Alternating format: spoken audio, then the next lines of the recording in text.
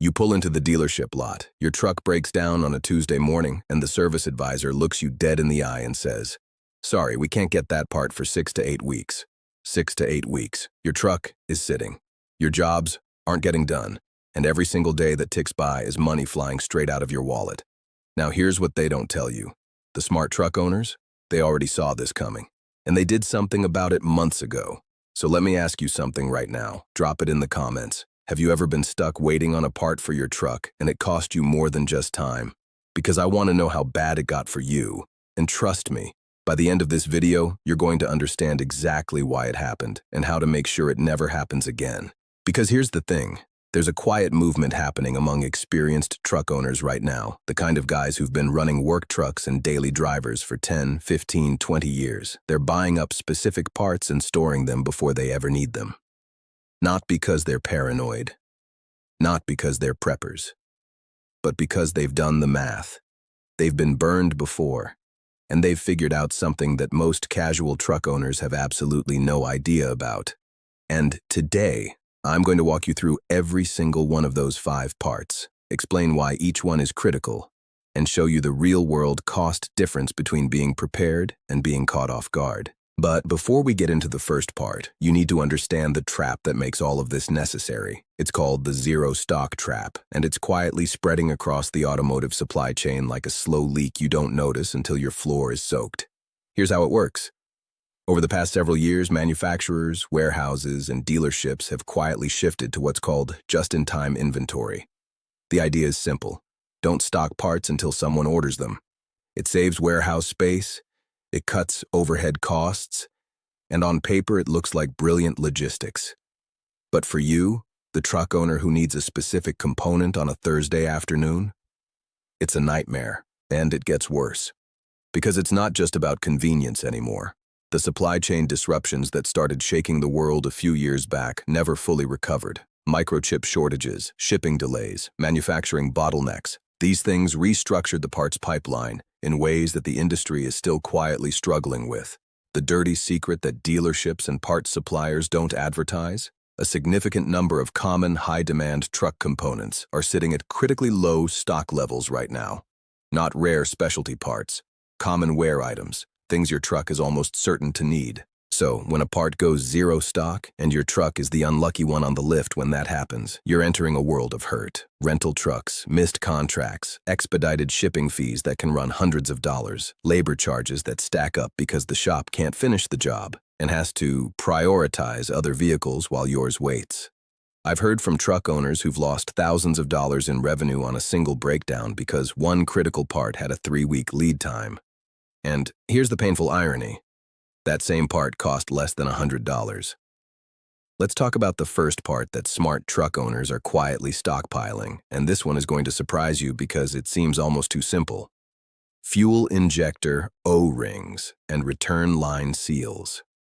Now, if you're rolling your eyes thinking that sounds minor, hang on, because this is exactly the kind of thing that destroys trucks from the inside out while the owner has no idea it's happening. Modern truck engines, especially the diesel workhorses that half this audience is probably running, operate at incredibly high fuel pressures. We're talking upwards of 30,000 psi in some common rail systems, and those tiny rubber seals that keep the fuel contained and the system pressurized, they deteriorate. They crack from heat cycles. They harden over time and lose their ability to maintain a proper seal. And when they start going, the truck doesn't always throw a dramatic check engine light right away.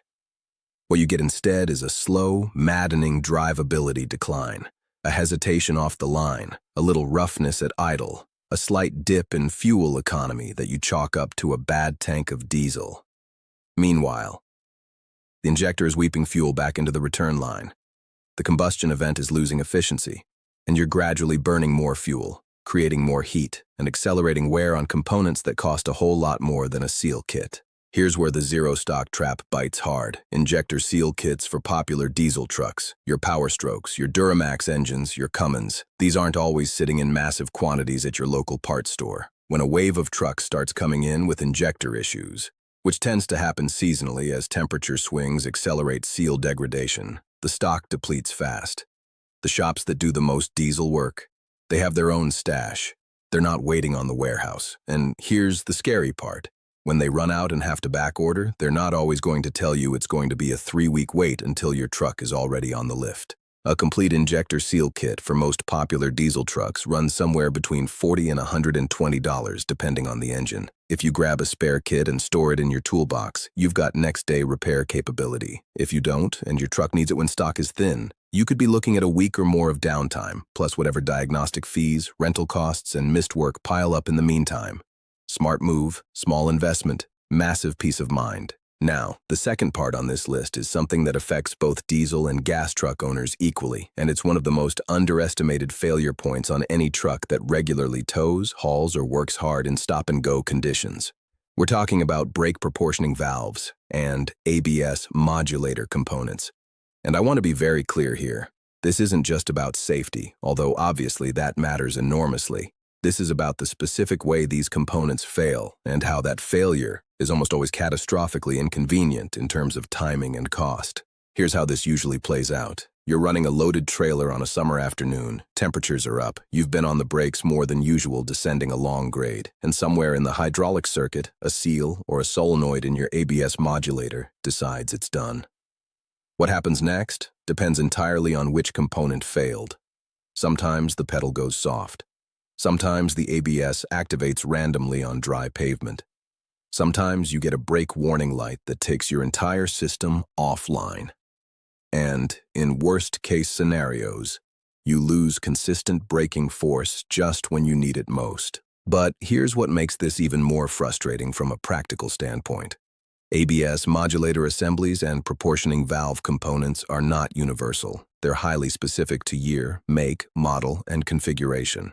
A truck with a trailer brake controller integration has a different modulator than a base model. A 4-wheel ABS system uses different components than a rear-wheel-only setup. This specificity means that your local auto parts store is almost certainly not going to have your exact component sitting on a shelf. They'll order it, and depending on the manufacturer and current supply levels, that order could take days or it could take weeks. Now, are you going to store an entire ABS modulator assembly? Probably not necessary for most owners, but what smart truck owners are doing is keeping the high-failure subcomponents on hand. The solenoid valves, the pressure sensors, the accumulator components, the pieces that fail most frequently and that are most likely to be out of stock when demand spikes. If you drive a specific platform, say a Super Duty, a Silverado HD, a Ram 2500, do yourself a favor and look up the OEM part number for your ABS modulator's most common failure component.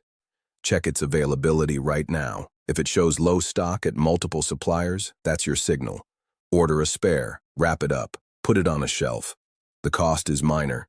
The potential savings are enormous. And it gets worse, because the third part on this list is one that the manufacturers themselves have quietly acknowledged as a weak point, even if they'll never come out and say it directly in a press release. I'm talking about transfer case chain tensioner assemblies and shift motor components in 4-wheel drive systems. And this one hits different because of when it tends to fail. Think about this for a second. Your 4-wheel drive system sits dormant for months at a time if you're in a mild climate.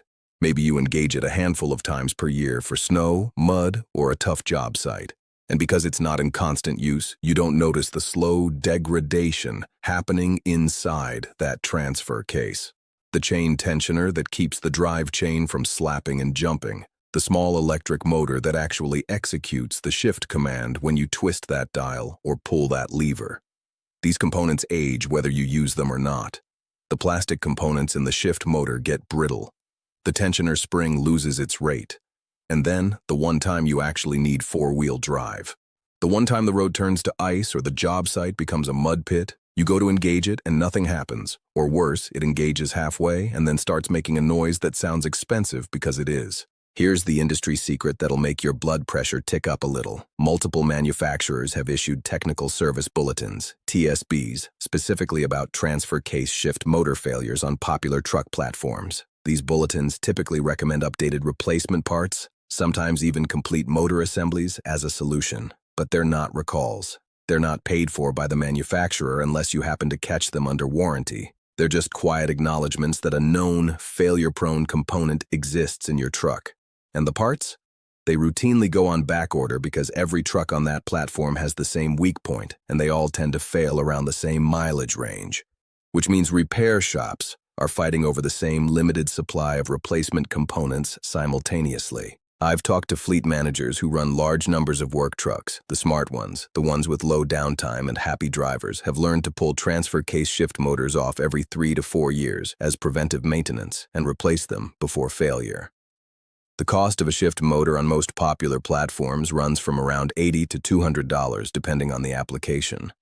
The cost of having a truck stuck in two-wheel drive during a winter storm, or worse, having it fail in a half-engaged state that damages the internal chain and spiders, that can run into the thousands. The math isn't complicated. And speaking of math that isn't complicated, if you're getting value out of this breakdown, do me a quick favor and hit that like button right now. Seriously, it only takes a second, and it helps this channel get this kind of real, no BS truck ownership information in front of more people who need it. And if you haven't subscribed yet, do it now, because we're going deep on topics that dealerships and manufacturers absolutely do not want you thinking about. You're going to want to be here for what's coming next. Go ahead, I'll wait. Now, the fourth part on this list is one that generates a surprising amount of controversy when I bring it up in truck communities, because there's a faction of owners who swear they've never had this issue, and another faction who say it nearly destroyed their engine. And the reason for that split experience is actually really important and speaks directly to why stockpiling this part is so critical. We're talking about oil cooler assemblies and EGR cooler components, particularly on diesel trucks. Here's the background you need. Modern diesel trucks are engineering marvels in many ways, but they're also subject to emissions regulations that have pushed manufacturers to do increasingly creative things with exhaust gas recirculation, taking exhaust gases and routing them back through the intake to reduce NOx emissions. The problem is that exhaust gases are hot, dirty, and corrosive, and running them through a cooler that's bathed in engine coolant creates a situation where any weakness in that cooler's integrity becomes catastrophic. Because when an EGR cooler cracks or fails, it can introduce exhaust gas into the coolant system, coolant into the combustion chamber, or both. And either scenario is the beginning of a very expensive conversation. But here's the part that most people miss. It's not just the dramatic failure mode you need to worry about. The slow, gradual degradation of these coolers is actually more common and more insidious. A small internal leak in an EGR cooler doesn't always produce obvious symptoms right away. What it does is introduce small amounts of exhaust gases into the coolant over time, raising the acidity of the coolant, accelerating corrosion throughout the entire cooling system, and gradually compromising the head gaskets, the water pump, and the radiator. By the time the symptoms become obvious enough to diagnose, overheating, white smoke, coolant consumption, the damage has often spread well beyond the original failed component. Certain platforms are notorious for this. The 6.0 Power Stroke famously struggled with EGR cooler reliability for years before the aftermarket developed comprehensive solutions. The early 6.7 Cummins had its share of issues. Even some more recent platforms have seen EGR cooler TSBs. And the cruel irony is that when these things fail in volume, when a bad batch of coolers starts failing across a generation of trucks at similar mileage, the parts supply gets absolutely hammered. Fleet operators and performance shops start buying upgraded aftermarket units. Stock of both OEM and quality aftermarket replacements depletes. Lead times extend. And the individual truck owner who needs one right now is stuck. Smart truck owners who run these diesel platforms are keeping either an upgraded OEM replacement or a quality aftermarket EGR cooler on the shelf, along with the associated seals, O-rings, and coolant flush supplies to complete the job properly when the time comes. And the time will come. It is not a question of if on high-mileage diesel trucks with EGR systems. It is purely a question of when and whether you're ready. Now, before I get to the fifth part, and this is the one that surprises people the most because it's not what you'd expect, I want to take a second to zoom out and talk about the psychology of the zero stock trap, because understanding why this happens makes you a smarter buyer and a smarter truck owner in every context.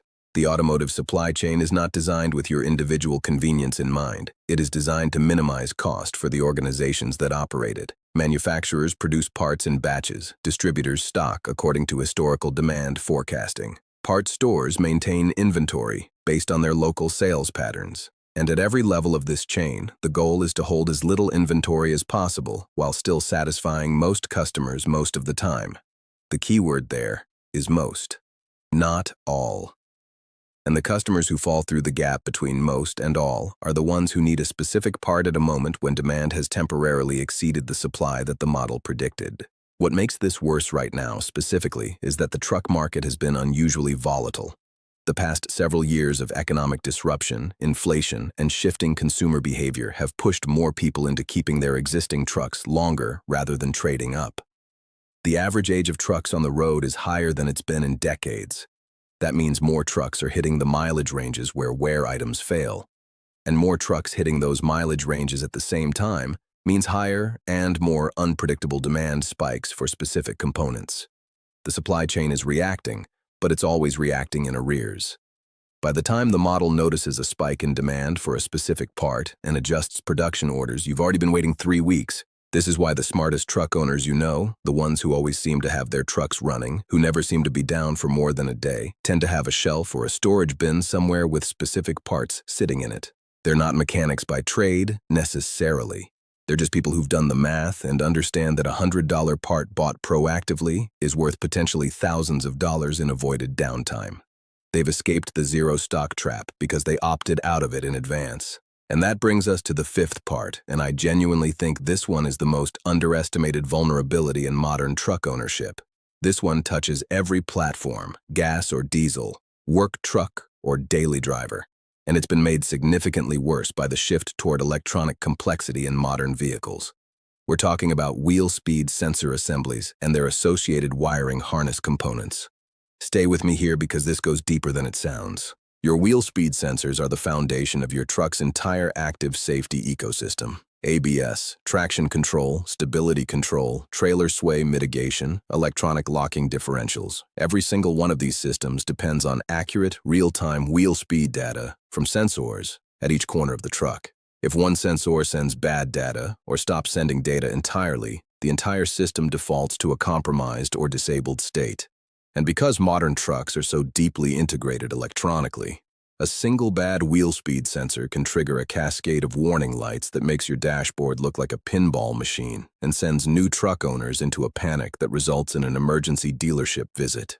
Here's the specific vulnerability that smart owners have figured out. Wheel speed sensors fail in 2 primary ways. The sensor itself fails electronically, or the wiring harness leading to the sensor gets damaged. And the harness damage is actually more common than the sensor failure in trucks that work hard, especially trucks that see off-road use, gravel roads, highway grit, or harsh winters. The harness runs along the suspension components and the axle housing, and it gets flexed, scraped, and exposed to road debris and chemicals constantly. Over time, the insulation degrades, the wires become brittle, the connector corrodes, and you get an intermittent signal that drives your truck's brain absolutely crazy. The maddening part about intermittent wheel speed sensor issues is the diagnosis. When the failure is intermittent, it doesn't always set a clean fault code. The truck acts up when the connector is flexed in a certain position, or when the wheel is turned to a certain angle, or when the temperature hits a specific threshold. Getting a shop to replicate and confirm the failure can take multiple visits. And when they finally nail it down and go to order the harness repair kit or the sensor assembly, they may well find that stock is thin, especially if the failure is common on your specific platform and there's been a recent wave of similar repairs. Wheel speed sensor assemblies for most truck platforms run anywhere from $30 to $120 per corner. Wiring harness repair kits for the common failure points run even less. Keeping one complete sensor assembly and a harness repair kit on hand per axle is a small investment that turns what could be a multi-week diagnostic nightmare into an afternoon repair. And here's the bonus that most people don't think about. If you're in a rural area, if you're far from the nearest competent shop, or if you do any of your own maintenance, having this part on hand means you're never stranded far from home because of a $40 sensor. And this points to something important that ties all 5 of these parts together. The trucks that cause the most financial pain in ownership are almost never the ones with catastrophic failures. Catastrophic failures are actually somewhat rare. What destroys truck owners financially is the slow accumulation of avoidable downtime. The 2 days here waiting for a part, the week there because the shop is backed up, the missed jobs and late deliveries and rental fees and expedited shipping charges that add up to more than the truck payment itself if you're not careful. The zero stock trap is specifically designed, not through malice but through systemic indifference, to maximize that kind of pain by making the parts you need unavailable exactly when you need them most. Now let's talk about the practical side of this, because just knowing the 5 parts isn't enough. You need to know how to stockpile smartly so you're not spending money on parts that don't apply to your specific truck, storing them improperly so they degrade before you need them, or buying parts that don't match your actual configuration. The first thing you need to do is document your truck's exact specification, not just the year, make, and model, the build sheet, the specific engine code, the axle ratio, the transfer case designation, the ABS configuration. For most trucks built in the last 20 years, you can pull your full build sheet using your VIN on the manufacturer's website or through a service like a dealership parts counter query. This matters because the parts that go zero stock on a 6.7 Power Stroke in a Super Duty with a GVWR above 10,000 pounds are not the same parts that fail on the same truck spec'd below that threshold. The details matter, and ordering the wrong part is money wasted. Second, buy OEM or OEM equivalent quality from reputable suppliers. This is not the moment to save $20 by buying a wheel speed sensor from an unknown brand on a discount site. The parts I've listed today are safety critical or operationally critical, and a failure in these roles can cause real damage, either mechanical damage downstream or a genuine safety hazard. Ford Racing, AC Delco, Mopar, Bosch, Delphi, ATE. These are names you can trust for the safety and drivetrain components I've talked about. For seals and O-rings, stick with OEM or top-tier brands like Victor Reinz or Molly. Don't compromise on components that carry this much responsibility. Third, store them correctly. Most of the parts I've mentioned are rubber-forward components, seals, O-rings, sensor boots, harness insulation. Rubber is sensitive to UV exposure, ozone, and temperature extremes. Store your stockpile parts in sealed bags in a cool, dark location. A plastic storage bin in a climate-controlled garage or in a clean area of your shop is ideal. Avoid attics, outdoor storage sheds with temperature swings, or anywhere that gets direct sunlight. A properly stored rubber seal can last years with no degradation. An improperly stored one can crack and crumble before you ever need it. Fourth, document your purchase. Keep a simple spreadsheet or even just a photo of the receipt and part number in your phone. When you eventually use the part, you'll want to know exactly what you have and when you bought it, both for your own records and in case you ever need to warranty the part or reference it for a future purchase. Here's something else you should know, and this is a point that experienced fleet managers will tell you if you can get them talking candidly. The timing of when you buy these parts matters. Parts prices, like everything else in the economy, fluctuate. Supply chain stress drives prices up. Seasonal demand for certain wear items creates pricing spikes. If you want to stockpile smart, watch for the off-season. Transfer case components tend to spike in price in the fall as winter approaches, and people suddenly remember they need four-wheel drive. Brake components get expensive in summer when towing season peaks. Buy these items in the opposite season when demand and price are both lower, and you'll save meaningfully on an already smart investment. Now let me give you a sense of the real numbers here, because this is ultimately about money, and I don't want to be vague about it. Let's say you own a diesel work truck, you use it for your business or your livelihood, and your truck breaks down at an average of once every 2 years with a parts-related wait time. Conservative estimate. Based on what I know from talking to truck owners and fleet operators, a 1-week downtime event costs the average working truck owner somewhere between $1,500 and $4,000 when you factor in rental equipment, missed jobs, expedited parts shipping, and the indirect costs of rescheduling and customer communication. That's per event. Over a 10-year ownership period, if you have 5 of those events, that's potentially $10,000 to $20,000 in avoidable losses. The total cost of stockpiling all 5 of the parts I've described for a typical diesel truck platform, call it $300 to $600, depending on the application. You're looking at a 10 to 1 or better return on that investment if it prevents even one significant downtime event. And because you're buying these parts before you need them, you're buying them at normal market prices rather than panic prices, which is a further advantage. Every single one of those smart truck owners I mentioned at the beginning of this video has run these numbers, consciously or intuitively, and the conclusion is the same every time. The stockpile pays for itself. The question is just whether you do the math before the breakdown or after. I also want to address something directly because I know some of you watching are thinking, my truck is newer, I'm still under warranty, this doesn't apply to me yet. And I understand that logic, but here's where it gets complicated. Warranty coverage is more conditional than the salesperson made it sound. The warranty covers manufacturing defects, not wear, not maintenance items, and not failures that the manufacturer can attribute to your use patterns. E.g., cooler failure on a diesel that tows frequently? The manufacturer's service advisor has a lot of latitude to classify that as wear rather than defect. Transfer case shift motor failure on a truck with high four-wheel drive engagement cycles. Same situation.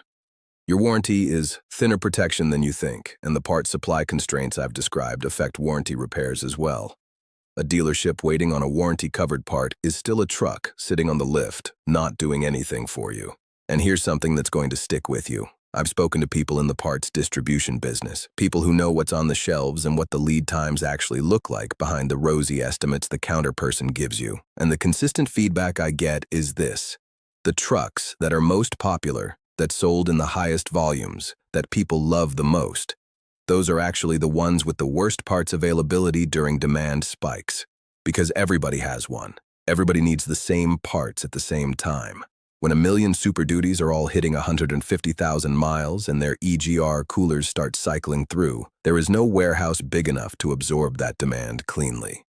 The supply chain gets hit, prices go up, lead times extend, and the individual truck owner loses. This is the fundamental paradox of buying the most popular truck. You've got the best resale value, the most mechanics who know it, the biggest aftermarket, but you've also got the most competition for replacement parts when the parts supply gets tight. Something to think about. I want to leave you with one final thought before the closing, because this whole conversation points to something bigger than just 5 parts. The era of being able to walk into any parts store and get any component for your truck same day is ending. It ended quietly, without any announcement, driven by the supply chain realities I've described and by the increasing complexity of modern trucks that makes component specification more precise and less universally interchangeable than it used to be. The truck owners who understand this and adapt to it are going to have dramatically better ownership experiences than the ones who don't. The zero stock trap is real, it is spreading, and it is expensive.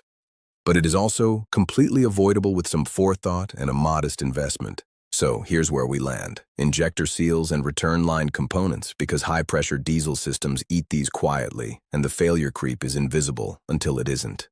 ABS modulator subcomponents, because your braking system is too important to gamble on parts availability when it matters most.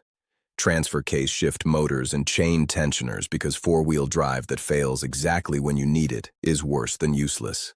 EGR cooler assemblies, because the cascade damage from a failed cooler can turn a $200 repair into a multi-$1,000 engine overhaul. And wheel speed sensors with harness repair kits, because one $40 sensor controls the entire active safety ecosystem of your modern truck, and keeping one on hand costs you almost nothing against what it saves. Build your stockpile smart. Document your exact truck spec. Buy quality parts from reputable suppliers. Store them properly. And do it now, before you need them, not the morning your truck is on the lift and the parts counter tells you 3 to 4 weeks, because by then, you've already lost.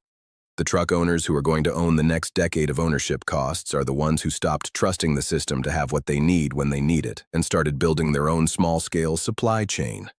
That's it. That's the whole game. If this video opened your eyes to something you hadn't thought about before, share it with someone who owns a truck and could use this information. A coworker, a friend, a family member who just bought one. The goal is to keep truck owners informed and ahead of the curve. And that only happens when this kind of information gets shared by people who found it valuable. And if you want to go even deeper on truck ownership risks, parts reliability by platform, and the real numbers behind common repairs, the next video is already queued up for you. You're going to want to watch it. Trust me. Total word count: 5,050 words.